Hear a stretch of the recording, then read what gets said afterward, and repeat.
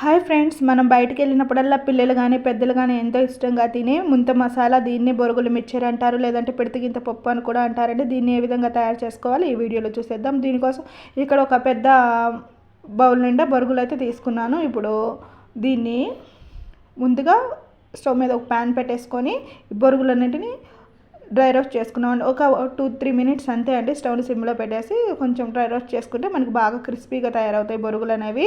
ఇక stove off చేసేసుకొని వీటిని అన్నిటిని ఒక మిక్సింగ్ బౌల్లోకి అయితే తీసేసుకుందాము.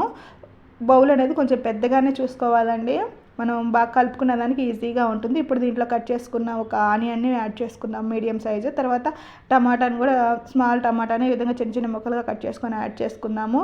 తర్వాత ఒక పచ్చిమిర్చిని కట్ చేసుకొని యాడ్ చేసుకోవాలి. తర్వాత కొంచెం కొత్తిమీర యాడ్ చేసుకున్నాము. వేయించుకున్న వేరుశెనగ పప్పును కూడా యాడ్ చేయాలి.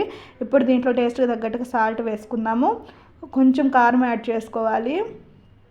తర్వాత ఇందులో కొంచెం ధనియాల పొడి, తర్వాత చాట్ మసాలా కూడా కంపల్సరీ యాడ్ చేసుకోవాలండి. కొంచెం చాట్ మసాలాను కూడా యాడ్ చేశాను.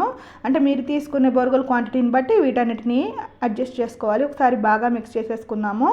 ఇప్పుడు దీంట్లో లెమన్ జ్యూస్ని అనేది మనం యాడ్ చేసుకోవాలి. చూడండి, ఈ విధంగా లెమన్ జ్యూస్ని యాడ్ చేసేసి ఇక అంతటిని ఇంకొకసారి బాగా మిక్స్ చేసేసుకుంటే మనకి ఈ బొరుగుల మిక్చర్ అనేది రెడీ అయిపోతుంది.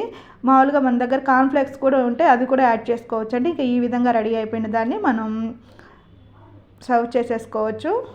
చూడండి, మనకి బయట ఇస్తారు కదా పేపర్లో, ఇక అలాగట్టి ఇస్తే పిల్లలు చాలా ఇష్టంగా తింటారు. అంతే అండి, ఎంతో టేస్టీ అయినా బొరుగుల మిక్చర్ అనేది రెడీ అయిపోయింది.